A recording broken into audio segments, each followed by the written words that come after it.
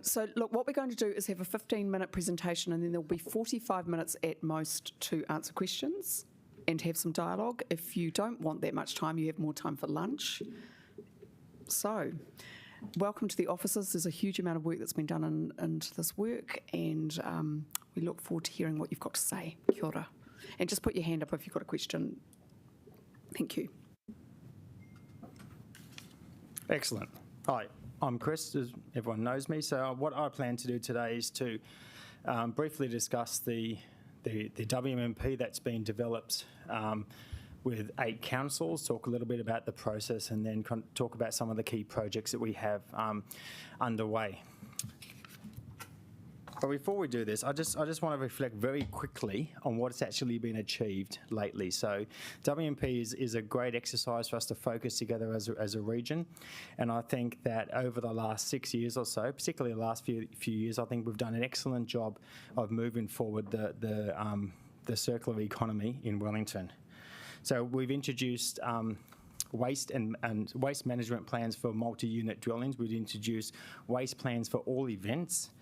We've provided over $900,000 to different community groups through the Waste Minimisation Levy to help co-fund and to help co-develop. And I think that's a really important part is, as a council, we have a role. However, we also don't have to do everything and be everything. So it's important that we engage with Kaicycle and the SUS Trust to build up good initiatives collectively through the community. But importantly, we've had a waste bylaw that's been sitting there for some time. Last year, we've actually managed to implement it, which requires waste operators and collectors to now have a licence, which is a really good first step because this was really lagging at a national level, and we've taken the initiative to move forward and do this. We visited hundreds of schools.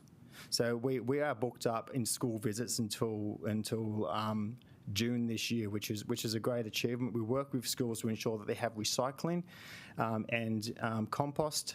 So we support them through that, and we support them, and we also support major events. And a couple more things. I mean, importantly, we have set up the Zero Waste program. So this is a significant program with around 12 projects under it. We set it up a year and a half ago. We've got the Zero Waste strategy, and we've got some really significant projects which are coming your way. You've seen the initial business case around organics, resource recovery, and obviously we need to think about how we design our collection service. So there is a hell of a lot going on, and moving forward to the new WMP, this is a gigantic task. So massive thanks to Councillor Pannett for working with the officers through this. And from what I've heard, this has been the most collegial WMP that we've actually worked through. So that's I'll get off my little box now. So if you're new to waste, we have the WMP is a statutory. I'll flick through. I'm not really going to read these though, but they're up there in case you want to look up there. So the WMP is a statutory requirement that each council has to do every 6 years. If we don't undertake this and work regionally, then we don't get access to our waste minimisation funds. And just so you're clear how that works, we charge a gate fee, and then MFE have a certain amount that they clip off the top. At the moment, it's $30. It's moving up to $50. That goes into MFE, and then they provide us a percentage back based on our population. Last year, we received around $2.4 million back, and that waste levy is continuing to rise. So we have to complete this, and we have completed it, and it allows us to access our funding. Give me one sec. Sorry, my little buzzer's not working. So I think I'm not going to talk to that. So this is the. Could you just clarify what you mean by levy funds, just on the previous slide? Yep. So the waste levy. So the waste levy, as I said, for each tonne of waste that any council across the country receives, we charge the customers a certain amount, and a portion of that goes back to MFE. MFE then take that and they redistribute it back to councils based on households, and then that is ring-fenced to use on waste minimisation activities. So all 8 councils have been working together collectively. This is headed up by Councillor Pannett as the chair of the joint committee. So far, 4 of 8 councils have adopted their WMPs. We are obviously putting our plan forward for adoption tomorrow. Throughout this process, we've consulted and partnered extensively with community groups and local iwi. So it's been a good and a long process from what I understand. We've obviously undergone public consultation. We did that last year from the July for a few months, halfway through last year. We received 196 submissions, which is actually a decent volume of submissions. We had 171 from individuals and 25 from organisations and different community groups. We've held several oral hearings, and we received a ton of feedback through email, social media, and the council's website. So I think the key message here is that the engagement was really strong, and the community are engaged. So 47% of the feedback was on our action plan, and 83% was on, and most of the people that submitted lived in the local area. It's important to note here that the WMP is a regional initiative with regional action plan. However, it drops down into local action plans, which we'll talk about a little bit later. So most people were quite supportive of the work that we were doing. They understood the strategy, they understood the intent, and they were happy that the regions, the councils working together. If anything, most of the submitters always want us to do more. They always want us to recycle more, to put more schemes in, to do more community engagement.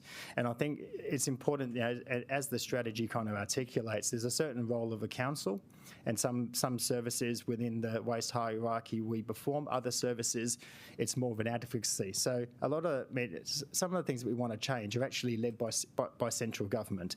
So our power of influence is less. So it's really important that as we work through our strategy and the WMP, we're clear on the roles of advocacy, when we advocate, when we help facilitate, when we deliver.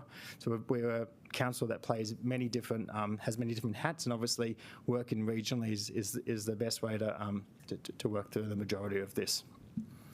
So we received feedback. We have made some some changes to advocacy on the action for and inclusion of the community groups. This is a common theme that we receive. Every time we put out the strategy, we move forward with an organics process, whatever the solution may be. We're always really pleased to see that the community does come to the party. They do want to be engaged. The small businesses, and our role as a council is to work out the best way to work with these small businesses and deliver the best benefit at a macro level as well. So it's always about get that balance right between. Efficiency isn't the best word, but it is around making sure that we do get good value for money and engagement with the community.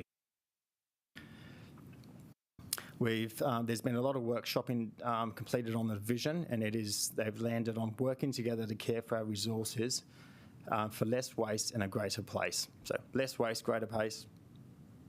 Sounds good. And I think it obviously supports our strategy as well. I'm not going to read to this slide, but there are a number of objectives in the WMP, which is in your paper and also supported by the WMP document. The important point that I want to make is that the zero waste strategy that this council signed off a year or so ago is strongly aligned to this. So it's a good recognition that the strategy that we did is in alignment with best practice and where the region and the country wants to go. There's a few key targets here, and the first. I've recently moved to the age where I need to wear glasses, and I'm still adjusting to the fact that I always forget to bring them. But it looks like I should.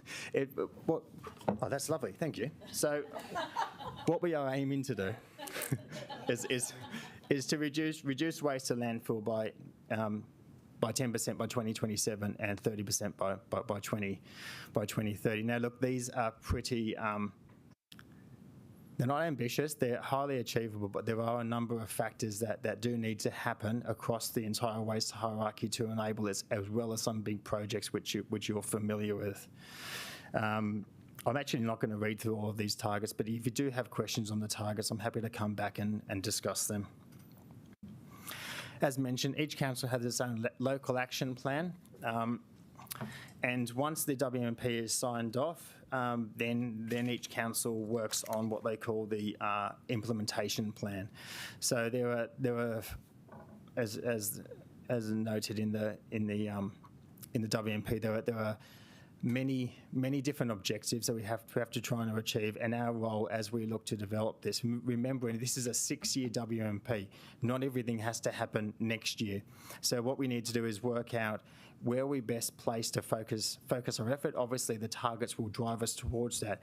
Then we need to develop up the implementation plan, which is what we start soon, and we're happy to bring that back around June, and that will give councils more granularity on exactly what we are trying to implement, and then each year we provide you with an update on the progress against it. And a lot of this comes to the joint committee, but it would make sense to share it here as well. So this is the end of the presentation, but I just want to highlight a few key points here. So there are some really big projects that are required to help us enable us to deliver the targets. Importantly, the redesign in rubbish collection. This is going out for consultation. As you know, you've seen the indicative business case, which was brought to you late last year, I believe, and the commercial case will be presented to you soon. An important part on this is that for the organics processing, so we need to, our existing collection service, the contract is expiring in 2026. I extended this a few years ago. I extended it for 3 years for the reason that we wanted to give ourselves time to consult with the community and run this through council to understand what type of waste system that you want. But when it comes to 2026, we have to enter into a new contract with a provider for 10 to 15 years, and we cannot push that old fleet any further. We've fixed up the fleet as best we can, but it's not going to last past 2026. So we have to make a decision.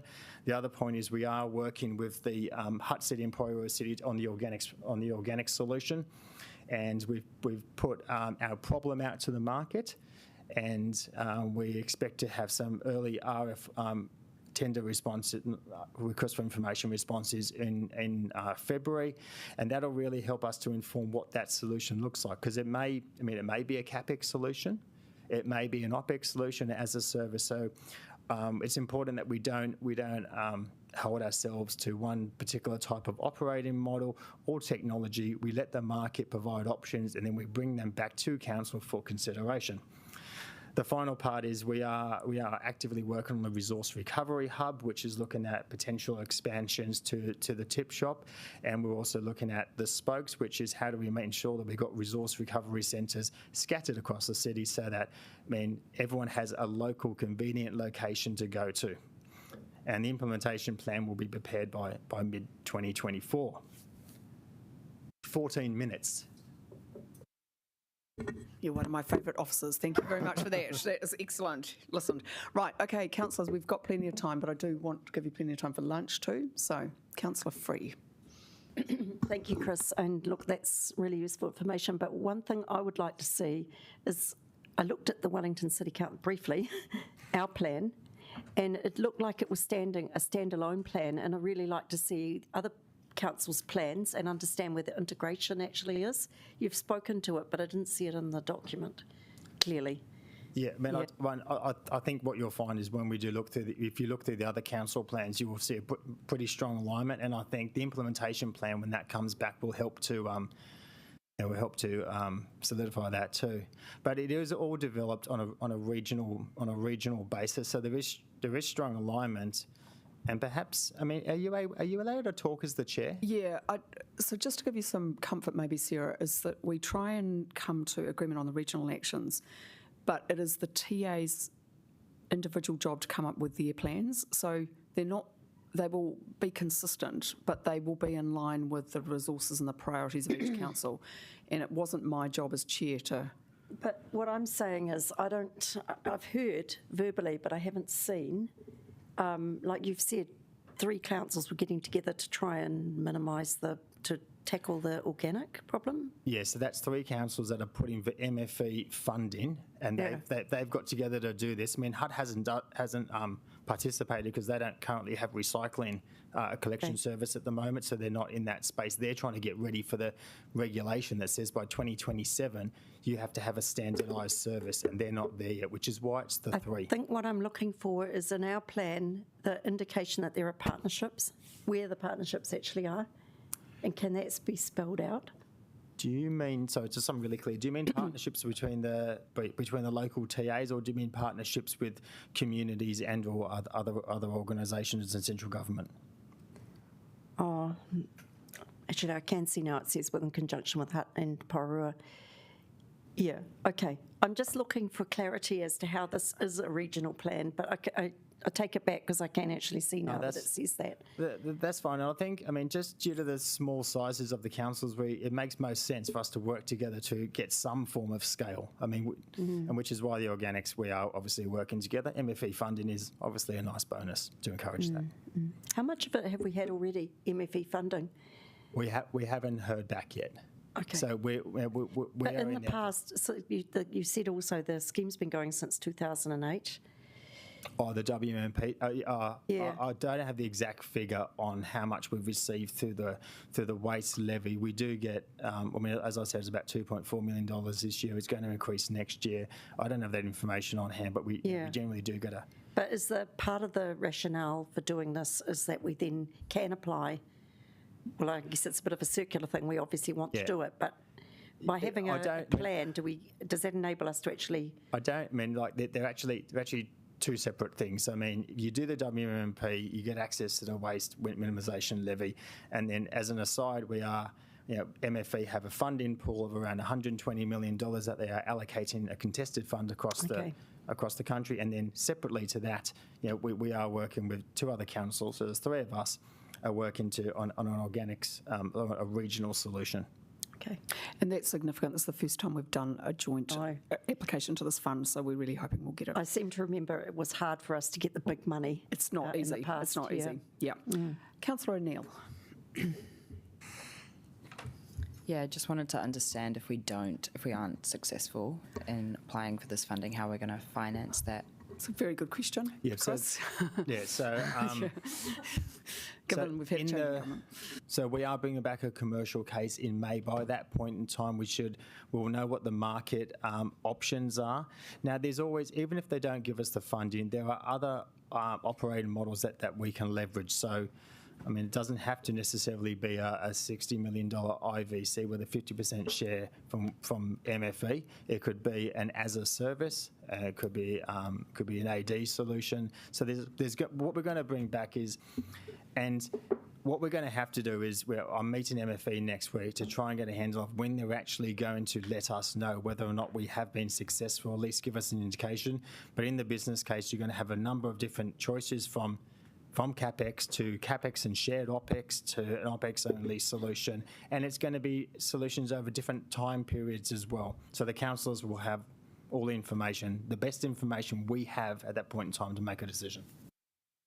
Cool. And then just secondary to that, a question around the governance in terms of realising mana whenua aspirations and things like that, particularly when we're dealing with commercial deals, how that's folded into the process.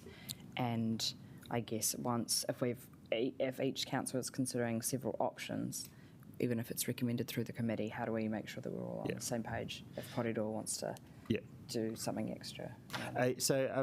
Are you talking just something really clear? Probably I'll answer that through the WMMP lens. Yep. So be frank here, I think we've had some challenges with mana whenua partnership just due to capacity of some of the iwi. And what we've been trying to do is, initially we started sending them everything that we were doing and trying to get some feedback, and that didn't really work that well. And they were saying, well, why are you coming to me? And all the other councils were asking the exact same questions. So what we've been working with the Māori Partnerships team and through Councillor Pannett to try and get them out at the right level. And as I see it, that is sitting on the joint committee at a governance level, and we are working our way through that process at the moment. But from what I understand, most councils are are keen, but we just need to keep going. But that's when the new WMP hasn't even started yet, so we're in a good position to get them on and have them there for the next 6 years. Does that answer your question? Yeah, And, cool. and just adding to that, I mean, look, if iwi are interested, there might be some commercial opportunities as well. So, like given we're 180 years too late, we're just slowly sort of getting that relationship right in the waste space, because we really want mana whenua involved. It would just offer massive benefits. Cool. Councillor Calvert. It's a similar line of question to Councillor Free. But I'd just like to understand if there's anything in here that where our council might be going over and above what's been determined as a region, and what implications that might mean for us. Over and above what's been determined by whom as a region? Or by all the councils, by the other councils. So the other councils are involved in the development of this WMP, so that kind of sets what their expectations are, and we are delivering to their expectations. So I wouldn't say that we're going above and beyond. Most of the initiatives there are delivered through the waste minimisation levy, with the exception of if there are large initiatives which are outside of the funding envelope of that, that's when they have to come back to each council via a business case, which is obviously what we're doing for organics and collections. Okay, so in terms of this plan, there's nothing in there that specifically Wellington City Council is doing extra than agreeing to anything extra than the other councils? No, the WMP objectives is common for everyone. Now, where there may be differential is when the local action implementation plans come back. So when they come back, as I said in June, we're happy to put some advice in there to highlight areas where we may be going above and beyond what the other councils are doing, and the rationale for why we propose to do that. Yeah. That would be good. Yeah, Thank cool. you, because No it's a problem. cost thing as well as anything else. Yeah. There is a cost thing, but the cost is covered by the waste minimisation levy, which is ring fenced to these very activities that we're talking about. Yeah. Okay. So it's not more. You couldn't access that money anyway for another purpose. Is the point? No. But we want to show you that we are giving you good value for money for what you need. It's more about us requiring to put more money in. That was all. Not that. So, but that's fine. If we could do that in June, that would be great. Easy. Thank you. And just quickly, everyone is at a different place, right? We've had recycling, for example, for a lot longer, but the big rocks will be regionally done. So Porero is doing some great work around construction waste. So we don't need to go and duplicate. That's completely unnecessary. So this is the advantage. Right. Councillor Randall. Yes, thank you, and thank you for outlining, the breadth of the plan. I've got three questions. First of all, in terms of the targets, how much are we working with other councils to meet some of those specific targets? In other words, how much are we constrained from, perhaps postponing a particular side of things? How much will that disrupt other councils' plans to sort out something, for example, like organics? So the targets are agreed at a regional level. That's probably the first point, and then each council has their own action plan, I suppose. So if you're asking me, I'm asking because, in a sense, you said that in one of the slides that you're working closely with, a couple of the other councils about doing a combined thing. Yep. And so if we obviously have to take that into consideration. If we decide that that it's more challenging for us to participate in that or not, as opposed to what was happening in terms of the plan up till now. Yeah, so I suppose if it became obvious that it was something that we shouldn't participate or we should have a lower target, then that's something that we'd have to consider and bring back to council. But is using the organics as an example, it does make sense for us to move forward with the coalition of the willing. We wouldn't not move forward because Hutt City or the Wairarapa aren't supportive. It's probably not. I probably could have worded that a way better way, but you know what I mean. So, you're outlining what I want to know. That's good. It's just. sometimes when we're coming to juggle these things, we need to understand that our decisions have implications outside the city. Yeah. Second thing is around this, one of the big piece of information which I think is very interesting is this 2026 need to re-sign up to the new providers. Yeah.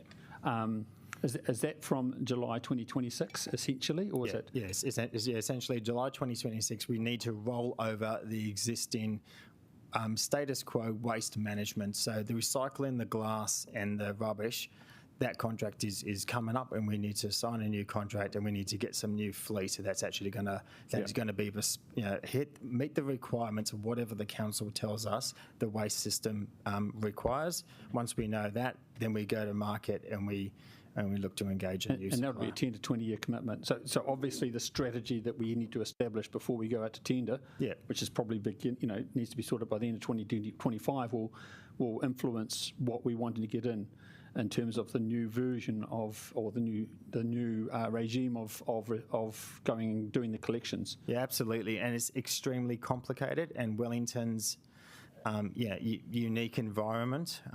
It means that we're not going out there and procuring a whole bunch of big fat trucks going down wide streets. We need to procure a few different types of vehicles to make it up the hills, and we need to have a combination of bin and bag due to health and safety and access reasons. So this is what the LTP consultation is looking to get some initial feedback on, and then the commercial case that's coming back in May is really going to outline all of the options. But to your point, the contract could be 10 years, could be 15, could be 20. It just depends on the price points we receive and the cost benefit, as you'd know. Okay. Yeah. And so just, I guess, more... Dill's got one point That's also, right. mate. Of course. I was just going to. Could you just put your microphone on? Done. Thank you. My name is Diljinder Uppal. I'm the Zero Waste Strategy Manager. I support Chris in this whole big waste effort. To your point about the targets and the agreement between the councils, this plan has been developed over the last 1 year. It's actually taken probably about 13 months to develop. We've had robust debates about these targets. The agreement on these targets is a 3-tier agreement, which is city, regional, and national. So there was a good confluence last year with regards to MFE waste strategy, the zero waste strategy, and also the WMMP. So all of these talk to singular targets. So there's high-level agreement on these. Where some councils might differ in terms of putting the effort for the targets is where the pressures are in terms of costs for them. So that is the only place. But the region is very focused on working towards these targets for the new WMMP. Yeah. Okay. Thank you, Tom. And so I guess the last question is, we're going to have a workshop this afternoon on the long-term plan. Can you ask whoever's running that workshop just to flag out the current long-term plan commitment on this space? And so, I know it's in there, but I just think it's important that we understand the money side in terms of the commitment, given the time frame into which we've got to make this commitment. Yeah, that's right. But I mean, as I said before, so we really need to complete the commercial case to give you the options, to give you the exact dollars as well. So, and that's why, and we also need to understand from the LTP consultation what the feedback is as well, which will feed into it. So we have, in the initial business case that we put up, when we put that up late last year, for organics, I think we did flag it was around $23 million as a most expensive case option, and then it was about $8 million for the bin, so about 30 and around $5.6 million for the resource recovery network. So that's the I'm going to call it, I can't even call it the worst case until I know what the MFE funding situation is. I mean, it's the best case or the worst case, depending on whether you're looking at the outcome or the money. We just want to understand what we're taking on board or not taking on board in terms of this strategy. Thank you. And just at the end of the last year, I understood that Hutt and Porirua were putting the money into their long-term plans. So sort of if we start to do something unilaterally, it does have an impact, budget-wise. Po'iwi Hohaya. Oh, efficient. Councillor Free. Thank you. I'm just trying to get my head around this. So I'm just going back to the organic waste. I see that the target is to provide the organic waste processing, and that's what Hut and Porou are working with us on. How does that tie in with the collection that we talked about, which we're going to charge ratepayers a levy for, from memory? Yeah, so I suppose the best way to look at it is... I can't see that mentioned, the collection aspect. Has that been deprioritised? No, it certainly hasn't been deprioritised, but I didn't want to go into too much detail on this. But as I mentioned before, you need to understand what waste collection service do you want? What do you want to collect? You know, what's the frequency of that? What's the mix of that?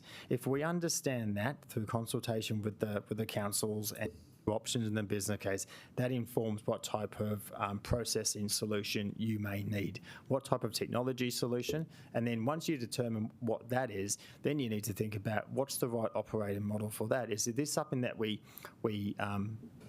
build ourselves using CapEx, or is this something that's an as service? When do we introduce this? So the collections is front and centre. Unless you understand and agree on that, you can't do, that basically informs your processing requirements. So can I ask, are all the councils committed to a collection that needs to be charged with a levy to ratepayers? Or is it just us that's talking about that? Well, that's really up. I mean, that's each council has put some form of. Sorry, I'm talking about Hutt City and PCC. They are undergoing their consultation, and it's really up to them how they want to charge. But if we're going in partnership to get a processing facility, we'll want to know that there's things to put, that there's a pipeline of material coming into that processing facility. So I'm feeling very uneasy that this, and I think this goes back to my initial question about how does this actually tie in? Sorry. Yeah. I mean, what we're talking about here is 3 councils have agreed to go forward and explore organics processing. Okay. How those councils decide to fund that is entirely up to them. But what we're focused on is ensuring that all councils are committed, or if they're not committed, understand which ones are committed, which ones aren't, and what volume of waste are we going to be collecting, waste or organics or recycling. Sorry, just organics.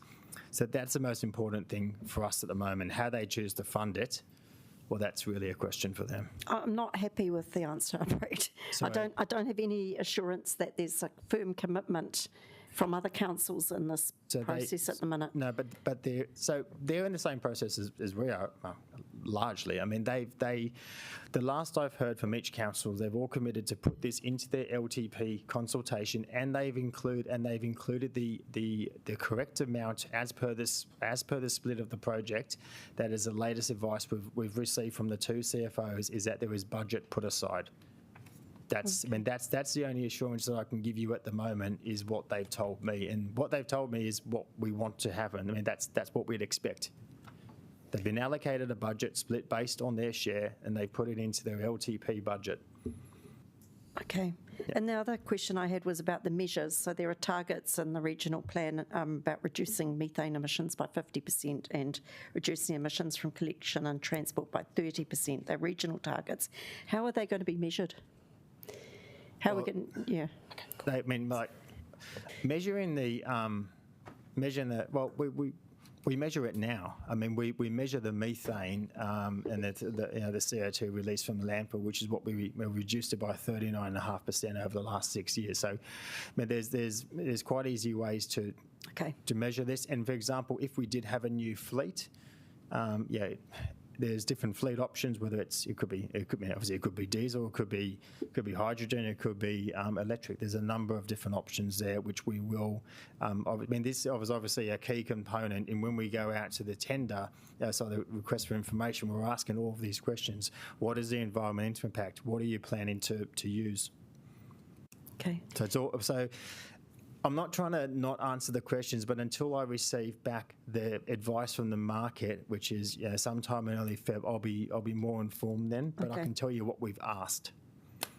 And just one last question. There is a regional target of 5 new resource recovery locations. Yep. Are they envisaged to be provided by other councils? Like, what's the split there? Is there one per council, or is there? How is that going to be worked out?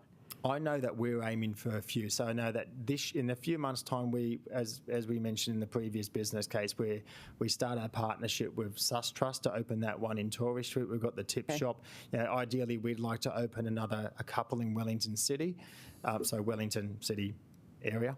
I'm not across how many the other councils have committed to. How many have they done? Do you know what Upper Hutt and Porirua is working towards one, and again, the regional plan, it's an infrastructure-based plan as well with regards to what infrastructure we need in the region to meet these targets, and that includes organic processing, it includes the collections infrastructure, and also resource recovery facilities.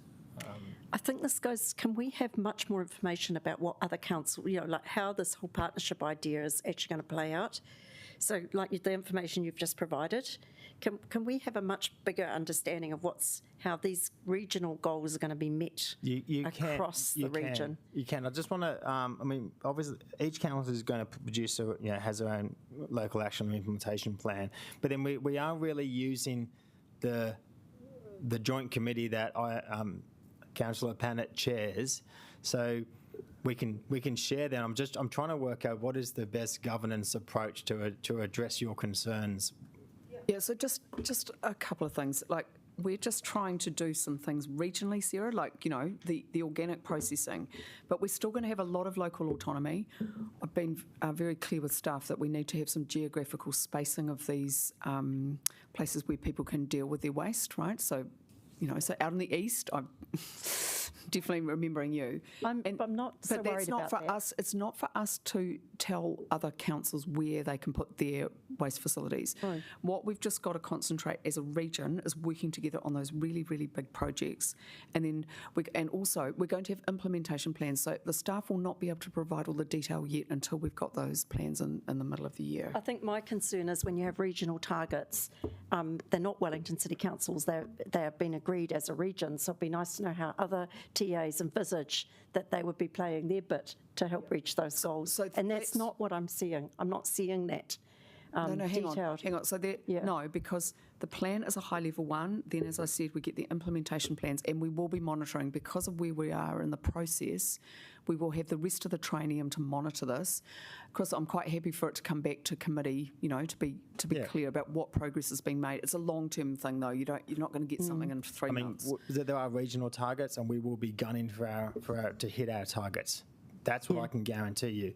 Whether the other councils are gunning as much as we are, well, that's entirely their prerogative. But we will be working regionally. We can't be expected to provide all of a regional target. There must be a little bit of, and that's what's worrying me in a time when we're stressed, stretched for money, is that we might be committing to something that then we'll want to stand by, but have we got the buy-in, and whereas, can we see the plans from the other councils? Can we see what their priority actions are?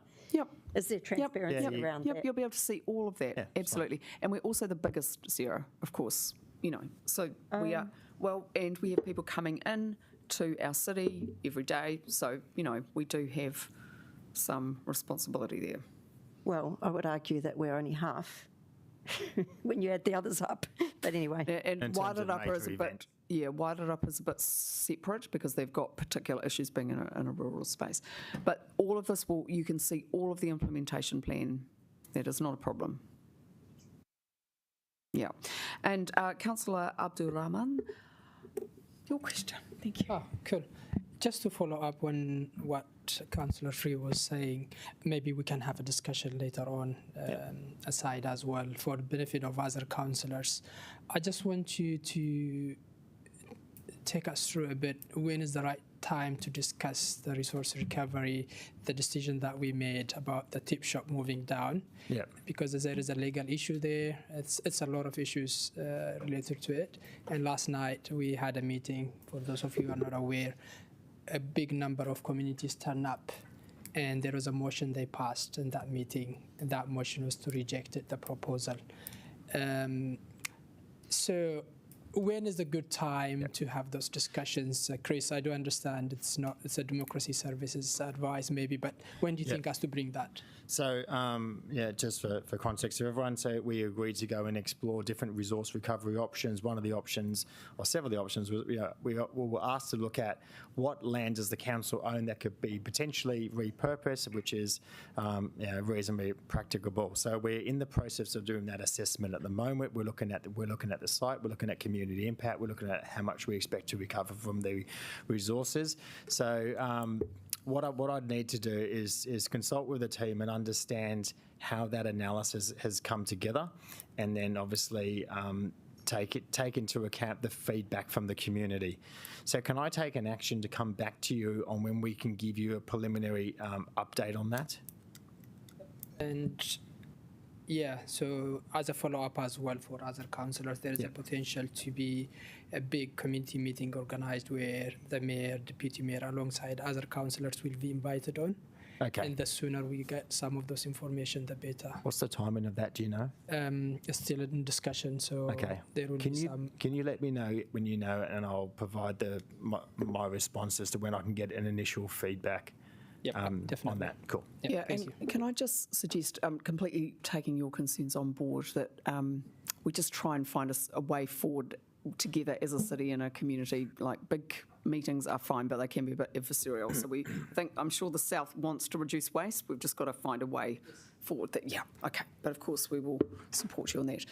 Right. Any other questions before Councillor Free goes back on? No, it's fine. It's fine. This is what it's for. No. Okay. Councillor Free. I know how we've been, had a qualified audit because we set some targets in the climate change space, which we weren't able to measure properly. Okay. So I'm really nervous about those regional targets, of setting an actual number like 50% and 30% for the methane and the transport emission, because we're not actually in control of what the region does, and we are only half the region. I really feel nervous that we'll just be putting ourselves up for another qualified opinion in the audit space. I'm not an expert in that particular area, but I wouldn't have thought we'd have a qualified audit on a regional target. We're going to have our own targets. I'm not sure how much of this would I can come back to you on. So can we have our own targets? Like, this is what I'm driving at, is how does our target fit in with everybody else's targets, and how are we collectively actually going to commit to making our regional targets work? And I guess I'm really nervous about this whole process. Look, this is the third time we've done a regional plan, Sarah, so it's completely conventional. Yeah. Sometimes we haven't delivered quite as much as we like, but it absolutely makes sense to do it regionally because we just can't afford to do all the infrastructure investment on our own. It's just not possible. And we want to show the government that we are willing to... Not disputing that. What I'm disputing at the moment is I'm not seeing how it fits together. So I think it is a big plan. It's quite long. That's where the detail is, and then the implementation plans will bring that all together. And what we've decided, because we had so many actions last time, is that we're just trying to focus on a really small number of priorities. So the construction and demolition and the organics are very, very big causes of our problems. So we're putting a lot of energy into that, right, rather than trying to tackle everything. But it's amazing that Chris and the team have managed to just do so much work in this space. Really, really proud of it. We're doing really great work.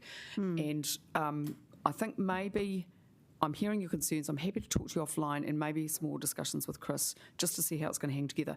But ultimately, politically, we have to work. We have to be committed. We need to come to the budget and say, yep, we're going to do this. And we're going to work with our other I think colleagues. it's important that we actually spell it out what we are expecting of each other with the other TAs, because what I've seen over the time I've been in council is these partnerships often come unstuck because there are different unspoken expectations from different people. So I'd be really keen to see everybody else's plans and have them all on the table together, so we're kind of confident that they make a coherent whole that will deliver on our regional aspirations. So at the moment, I'm sort of seeing Wellington's, I'm not seeing what everybody else is committed to. Well, that's fine. They probably haven't really. Yeah. Okay. Yeah, can we have that? Happy to do. I think we are going round in circles. This is why we have a regional plan. There has been a lot of work put into trying to make sure it is consistent. And like I've just said, we just really want to focus on some big projects where we're going to get some good gains. And it's, look, even getting some of the other councils on board with this, they've moved a lot further than when we last did the plan, okay? Dill, yeah. Councillor Free, just to provide some nuance in the data, but also point to the fact that all councils' local action plans are attached to the WMMP. So we've got some good visibility on each and every local action plan, and also how they feed into the regional action. Access to that, if you provided that already? Yes, okay, absolutely. Thank you. Sarah, it's the plan. Okay. Yeah. It's that's the whole Yeah. 85 pages or whatever. Yep. All right. The other point I'd like to make is that you pointed to the regional collaboration earlier on in the meeting as well. How these plans, add up to the regional collaboration is there is a specific regional action, which is, I think, Regional Action 2, which talks about strengthening and connecting the collaboration within the region. So these local actions have been made in a way that they flow up to regional actions, and all of those regional actions talk to each and every local action plan. With regards to the targets, the measurability of the targets, and whether they are ambitious or not, we've got a zero-waste strategy. These regional targets are not as ambitious as a zero-waste strategy. So the reason why that we have positioned them in that way is because we know the challenges of the region, and also the other pressures with regards to some other infrastructure issues that we are facing at the moment. Another point that I'd like to make is about methane. You mentioned organics contribute to about 30 to 40% of the methane emissions. So if we succeed in building this organics plant with Hutt City and Porirua that we are trying to do, we will make a big dent in the organics. So organics alone will help us meet that MFE target. And then if we can kind of optimize our collections, electrify or hydrogen, I don't know what we will do, it remains on the market to come back to us, then we'll make some bonus achievements in that regard. Yeah, I mean, we could build the plant, or we might not build the plant. We just want to get the organics out of the waste system, and we'll provide back options to councillors on that matter. And there's been a lot of focus on the community developing its capacity too, so that we've got other options apart from, what we do as a region, as councils.